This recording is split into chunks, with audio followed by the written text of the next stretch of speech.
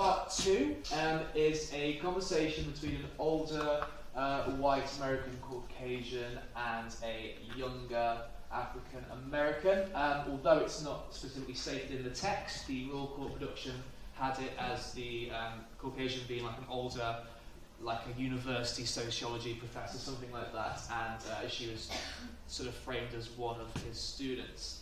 And they're having a fairly long debate, argument about the classification of two school shooters. And it's revealed towards the end of this part that the school shooters are far-right extremists targeting basically black school children. And the debate is around how they are categorizing this murder. The older academic is saying that they're sort of lone wolves, they have mental issues, whereas the younger pupil is saying that no, this is driven by racial motivation. And then the last part, of which there's no images, is a recording of different individuals, white actors and non-actors from the UK and the US, and they are reciting Jim Crow laws from the US and old British slave codes in a very sort of flat and non-theatrical way, I suppose you could say. Crucially for Ear for Eye, the cast is 16 strong, so quite a large ensemble. And because of the what Lynette said about chairs on the stage, they are sat on the stage for most of the production. This was the opening image as well. So this box was covering the actors and sort of raised up to reveal them, and there's a sort of fog of whiteness in this box, and I suppose it becomes a metaphor for the entirety of the play, how these characters are negotiating their lives against a backdrop of whiteness. How do you live when the zero standard of your life is judged against being white? So Lynette has just mentioned Mark Duggan and the protest that became riots, and the riots have sort of overshadowed the fact that this was initially a protest about discrimination and police brutality. And we see in the media a lot, as you probably expect, this is from the Daily Express, we've got the protesters characterised as flaming morons, and we have them here described as masked yobs. And this is essentially a way of dehumanising those involved. They're removing the recognition of them as being human subjects and being something, if not objects, then at least not quite human. You can see in the image chosen here that someone in a hood, you can't see their face. The face is often seen as a sort of like point of subjectivity. Once you remove the face, they become unrecognisable. And this is something we see time and time again in things like racism and stereotyping and sexism and homophobia and othering of other cultures. You basically see authorities or medias or systems categorising individuals as not quite human, and whenever you see this happen, you have to be mindful that this is often done for some kind of gain. Is it done to keep people oppressed and keep other people rich and in authority, for example? And I think Debbie Tucker-Green does something very interesting in this throughout the entire catalogue of plays, which is that she doesn't describe anyone by their character name. A lot of the characters are just denoted by their titles, so young man, old woman, etc., etc.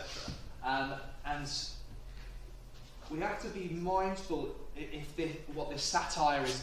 I think it's a satire anyway. What it's doing is it's sort of showing up how we think about these kinds of people.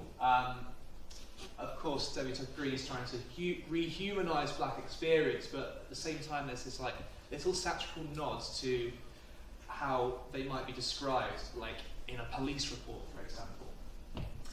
And I want you to think about what we allow to happen to other people once we do not recognise them or perceive them as less than human. If we don't see them represented in the media, are we going to care if they're drowning in the Mediterranean or if their cities are being bombed, for example?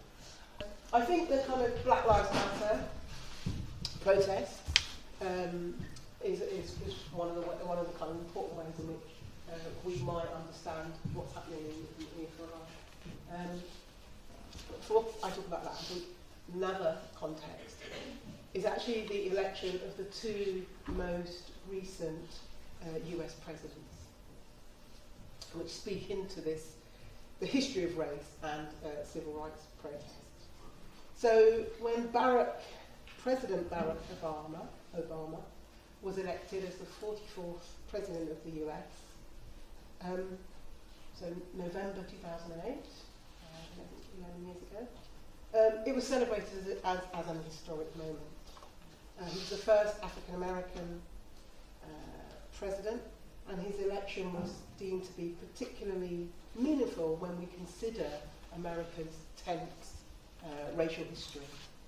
So coming up through slavery, in the first place, up through segregation, the kind of Jim Crow era segregation, and those legacies of dehumanisation that black people have experienced in the US that have therefore limited access to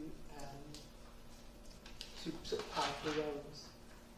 So the election of Obama was seen as a symbol of hope for black people worldwide. I remember rushing home from work, actually, in the January afterwards, to go and watch the inauguration ceremony with my parents, and kind of sitting there with myself and my stepdad and going, oh my God, look at this, it's a black man in the White House, isn't that, that's just so great. It was a moment of real kind of pride and celebration, that a sign that potentially we were moving into a post-racial era. Some people kind of argued that. That the US had become more progressive, and that we're moving into an era in which someone's race would no longer be an impediment to success.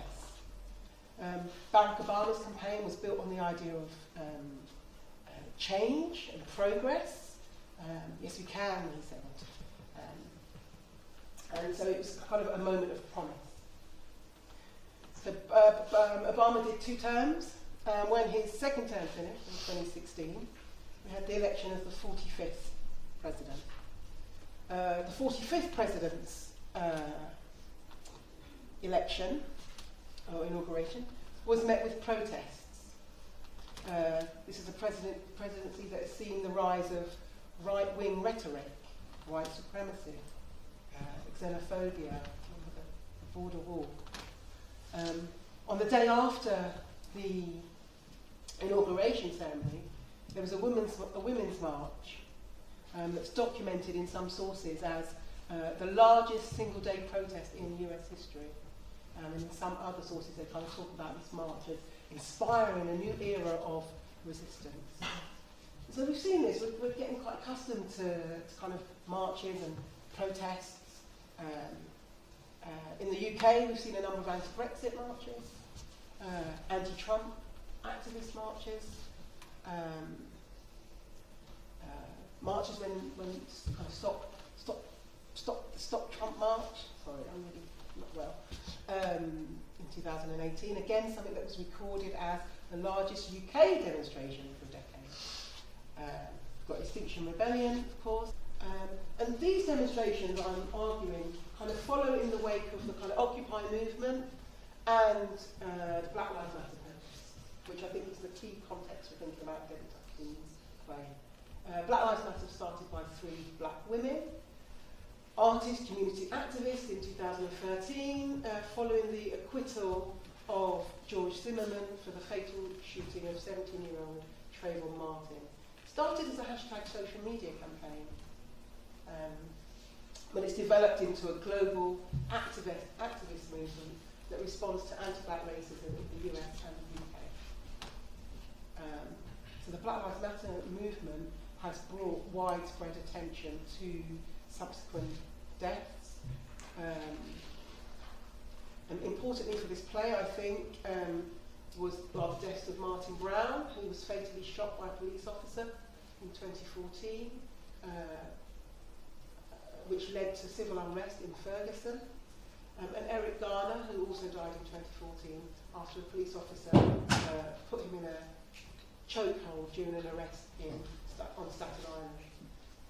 And of course, the Black Lives Matter activist Sandra Bland, who was found dead in a police cell in Texas in July 2015, 3 days after being arrested on a routine traffic stop. I think it's important that in the scenes in the play, when Tucker Green talks about who's been arrested, it's not just black men. It's a kind of young black woman who's kind of talking about her experiences with the police. But Black Lives Matter comes within a kind of longer, or can be framed within a kind of longer history of protest across US generations. And these are some photos that I pulled off the internet, so you can go on the internet and look, from civil rights protesters. And again, kind of look at the I Am a Man, Stop Police Killings, Equal Opportunity and Human Dignity, and so on. So very, very similar slogans to the ones that we're still seeing now repeated within the Black Lives Matter campaign. And I think a kind of similar quest to kind of show black humanity to the world, to a world in which black people have continually been dehumanised.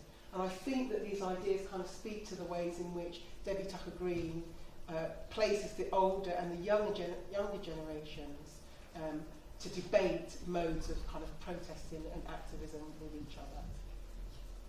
And I think they also speak to the ways in which the protest scenes in the play focus on the actions of kind of some of the black women activists and what they've done, so past and present. There's a moment in the play where they mention being on the back of the bus, or kind of referencing Rosa Parks' defiant refusal to move to the back of the bus during segregation era. So although Black Lives Matter is a relatively recent moment, I think it's important to recognise it within this longer history, both of police brutality against black bodies and of black anti-racist activism and resistance to these kinds of injustices. So yeah, one of the things that she critiques, I think, in the play is this idea of kind of armchair politics, social media politics, people who tweet about stuff or upload stuff on Facebook but aren't really out there being active in their activism, not doing kind of direct activism. So they're all kind of contexts to the play. The last thing we wanted to think about was just those questions there, which is how do we connect the three parts of the play?